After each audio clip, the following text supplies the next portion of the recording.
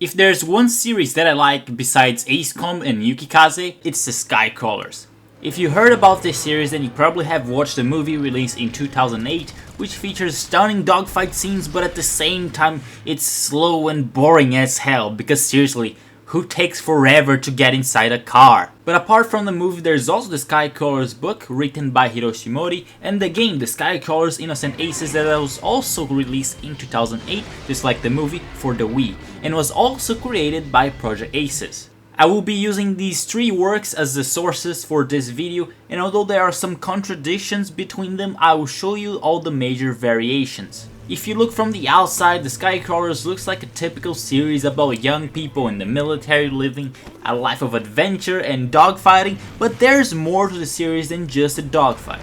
I personally think that the Skycrawlers has a great story. However, the problem is that the story isn't well explained, especially in the movie. And so my goal with this video is to explain the Skycrawler series with a timeline, so I can unveil the dark story behind the Skycrawlers. Unlike the Ace Combat series, the Skycrawlers doesn't take place in a different planet like Stranger. Instead, it takes place in Earth, more especially in Europe, as you can see in these maps from the game and from the movie as well. This means that at some point there was a split between real-life history and the history of the Skycrawlers universe. And judging by the book, this happened in a time frame that starts prior to World War I and ends after World War II, since we know for a fact that the two world wars happened in this particular universe.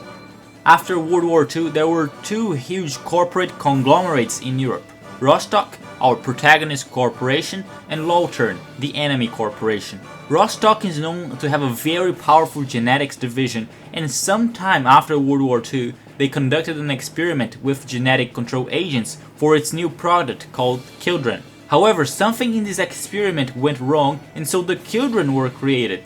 The children are genetically enhanced teenagers who don't age and are very resistant against diseases. As a result, they can't die from natural causes, they can just die in battles. As a matter of fact, their abilities surpass the average human being because they can react and think faster, making them perfect fighter pilots. The last thing to mention in the purple area of the timeline is that at a certain point, a war erupted between the two companies, Rostock and Lawturn, and everything I have said so far can only be found in the Skycrawlers book. Now that we are finished with the purple section, let's go into the next section, which covers the events of the Skycrawlers Innocent Aces, the Wii game. During the beginning of the conflict between the two corporations, Lawturn was winning, and the player of the game has a task of changing the tide of the war by playing as Lynx, a young male adult who just joined the Cougar Squadron of Rostock's Air Force. Still in the beginning of the game, 5 young recruits join the squadron, and they are all children, with Orishina and Ukumori being the most important of the 5. Rostock was now deploying children to serve on its air force under the supervision of Deputy Chief of Intelligence Mozume, who was responsible for them, and in addition to that, Rostock was also developing a super weapon to change the tide of the war: Wolfram, a giant armored airship. Continuing with our timeline, Captain Yamasaki, leader of the Cougar Squadron, is eventually shot down and Lynx is promoted to squadron leader. Later on, the squadron members even changed Lynx's nickname to the Cheetah, given that Cheetah sounds more aggressive. For all this time, the Cougar Squadron, including Cheetah canonically, had been flying the Suiga, which was Rostock's main fighter. But Rostock was already developing a new one, the Sanka, the one we see in the movie. In one mission of the game, Cheetah is asked to perform a mock battle against Orishina, who was the best pilot among the children, in order to collect data on the Sanka prototype. In the game, that particular model is called the Sanka Mark II, but in the book it's called the Sanka Mark A. However, this is not the same Sanka that we see in the movie, that one is the Sanka Mark B. Anyways, Cheetah and Orishina start the mock battle, but shortly after, they are interrupted by some Lawturn pilots. After shooting down the Lawturn planes, the mock battle is cancelled. However, Orishina got very upset because she was having fun fighting against Cheetah. It was because of this rivalry between Orishina and Cheetah that Orishina defected to Lawturn and became their ace pilot, since she wanted to battle against Cheetah again. Sometime after, it is revealed that Mozume was rebelling against Rostock, and he attempted to defect to Lawturn together with Wolfram, Rostock's new super weapon, and the children technology. Cheetah was sent to intercept Wolfram, and as a result Wolfram was destroyed and Mozume died in the process. The last mission of the game is a large-scale area battle between Rostock and Lautern, and in that battle Cheetah faces Orishina once more on a duel. Despite Orishina's skills, she is shot down by Cheetah and the mission is over. On the last cutscene of the game, it is revealed that Cheetah won a new nickname, the Teacher. And if you watch the movie, you know what that means. Before we proceed with our timeline, however, I need to explain the children cycle, since this is a key factor for you to understand the story. In the beginning of the cycle, the children are assigned to a squadron belonging to Rostock's Air Force until they eventually die in combat. Because remember that their body doesn't age and they don't die from diseases. As time passes, the children will eventually die in combat, and another children will be sent to take place of the dead children. The interesting thing is that the replacement children is almost identical in terms of appearance, behavior, and skills when compared to the previous children, indicating that they are clones, although the replacement children always comes with a different name, and only a few differences when it comes to appearance. The first complete children cycle we see is about this children right here. His name is either Hagami or Rokuro, whatever. He is shot down in Mission 4, but in the cutscene after Mission 4 we see his replacement clone, which is called Hiroto. That is, we start the second cycle for that children, and I believe that eventually Hiroto will get killed and will be replaced by Tokino from the movie. And that doesn't mean that Tokino is a third cycle, he could be the 4th, the 10th, the 20th, and so on. Now let's take this logic and compare to other characters. Ukumori will eventually become Yudagawa, and once Yudagawa is shot down, he will be replaced yet by another clone called Aihara. Now things get really interesting when we talk about Maumi Orishina, because she was an incredibly high-skilled children, and after she gets shot down, I believe that she is replaced by Suito Kusanagi. Maybe Kusanagi isn't her second cycle, but eventually it will get there. Now that you know the children cycles, we can go to the green section of our timeline, the interwork period, which serves as the bridge between the Skycrawlers game and the movie or the book, since the movie and the book cover the same period. All we know from the interwork period comes from the book, but there's one exception, which is the first thing in our timeline. According to the movie, reason why I wrote the text in blue, Kusanagi fell in love with the teacher, and they did those adult things, if you know what I mean, and as a result Kusanagi got pregnant with Mizuki. By that time, Rostock had made a lot of progress in developing the Sanka, and Rostock adopted it as its main fighter. Before this, Rostock's main fighter was the Suiga, which canonically was the one being piloted by Lynx, Cheetah, or the teacher, whatever you want to call him. As you can see in the first mission and in the cutscenes of the game. When the Sanka became the main fighter, Rostock also withdrew all tractor aircraft that have their engines in the front, from service, in favor of pusher aircraft due to higher efficiency. But guess who really got pissed off because of that? The teacher. The teacher absolutely hated this sudden change, and it was because of this that he switched sides and went to fly for Lautern. Honestly, I expected a more elaborate reason for his switch to Lautern, but that is what the book says. It also mentions that pushers didn't really fit into the teacher's flying style, since only a tractor aircraft could allow him to maneuver his plane during a stall, something that had become his signature move. After the teacher had defected to Lautern, he once met with Kusanagi on a dogfight. Kusanagi, who was an extremely good pilot, managed to shoot the teacher down first, but as the teacher was going down on fire, he managed to pull a cobra, fire against Kusanagi and shoot her down as well. In the end, both of them survived the battle. Eventually, Kusanagi got promoted to base commander and stopped flying. Also, sometime during the interwork period, Rostock had introduced the Sanka Mark D. The Mark D is only mentioned in the book and is not flown by the main characters. They are still flying the Mark B. Instead, the Mark D is only supposed to be seen during the big aerial battle as mentioned in the book. Talking about the children, Tokino, Yudagawa, and Jinro Kurita were assigned to the base during this period, but Jinro's cycle didn't end because he was shot down. Instead, it ended because Kusanagi killed him, and the book leads us to believe that Kusanagi killed Jinro because of love.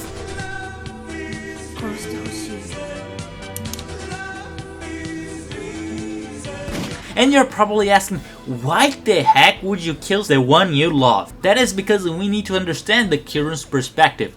They only live to kill, they are clones created to kill others, and their lives is just an eternal repetition.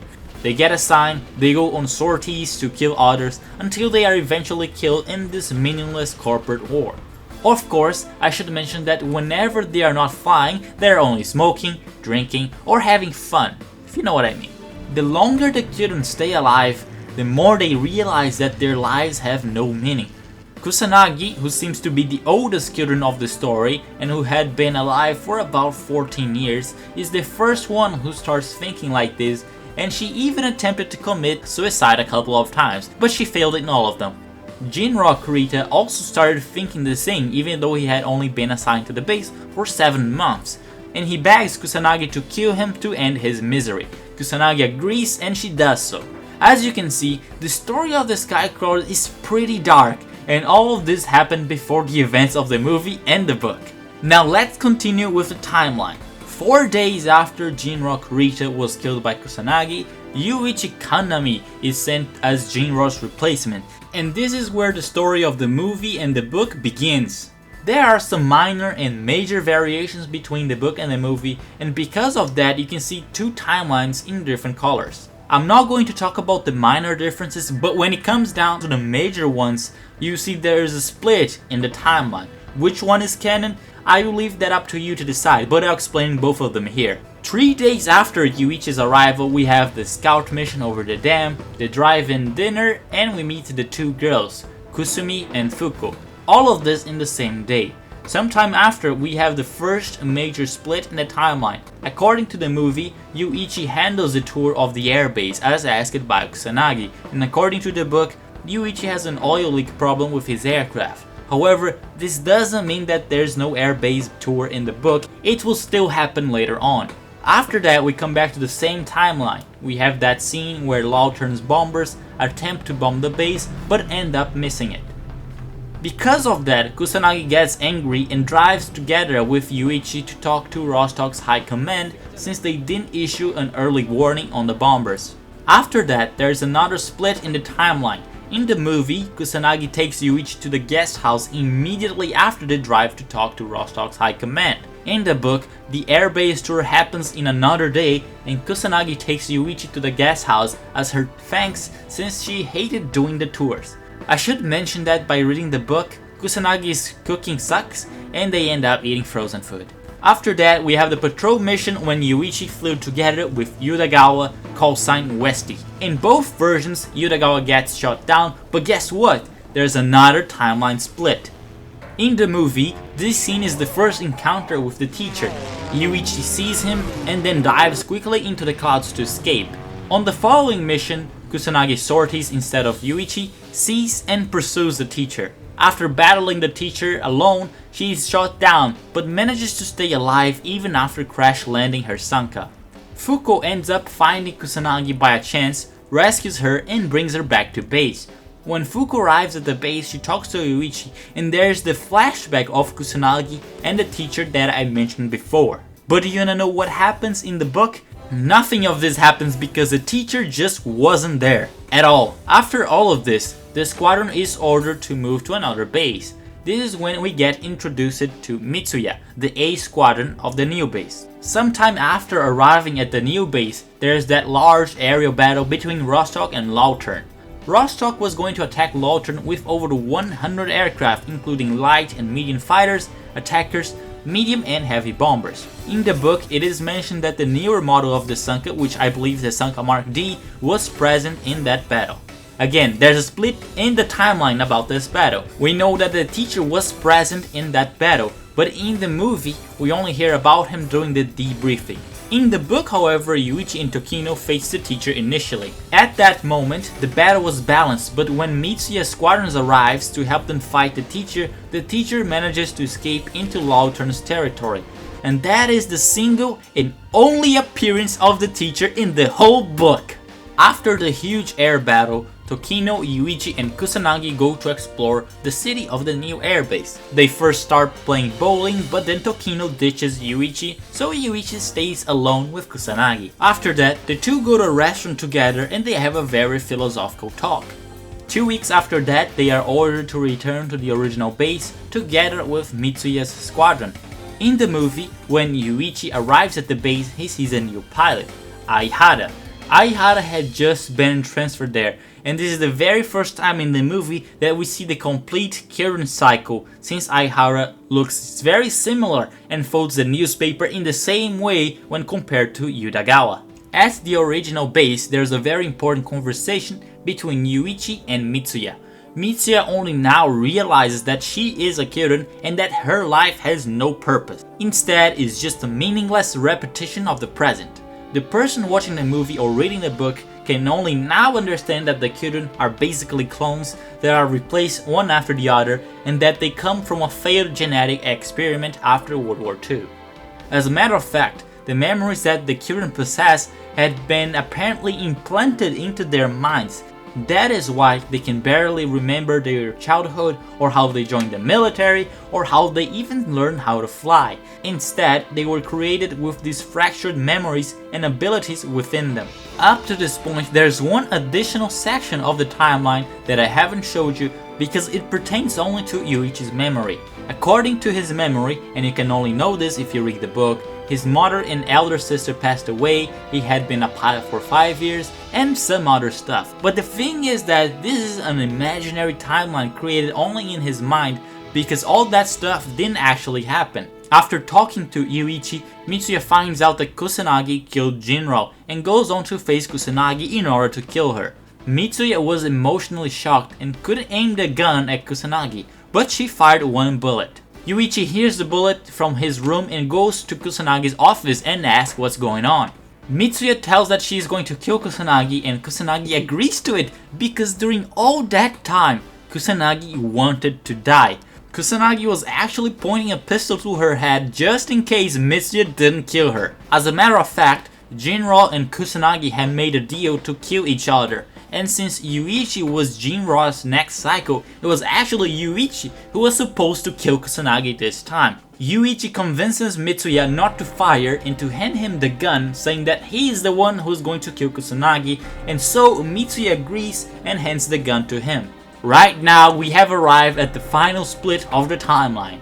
In the book, Yuichi aims and fires the gun at Kusanagi's heart, killing her instantly. And this is where the story ends. The movie, however, has a very different ending. Instead of firing at Kusanagi, Yuichi saves her and convinces Kusanagi not to commit suicide. He tells Kusanagi that she has to find a way to break these repeating cycles of life and death. The next scene of the movie is when Yuichi encounters a teacher during a mission and faces him alone. Yuichi mentions that the teacher is his father, and I honestly still don't understand why or how the teacher is his father. And in the end, he ends up being shot down and killed by the teacher. Kusanagi waits for Yuichi's return at the base, but that doesn't happen since he died and the movie ends. But not really. After the credits, there's another scene. A new pilot is assigned to the base and his name is Isamu Hiragi, and he is the replacement of Yuichi and therefore the replacement of Jinro, thus continuing the Children cycle and repeating the story. So this was the story of the Skycrawler series. Obviously there are significant differences between the book and the movie, but that is something I will cover on another video.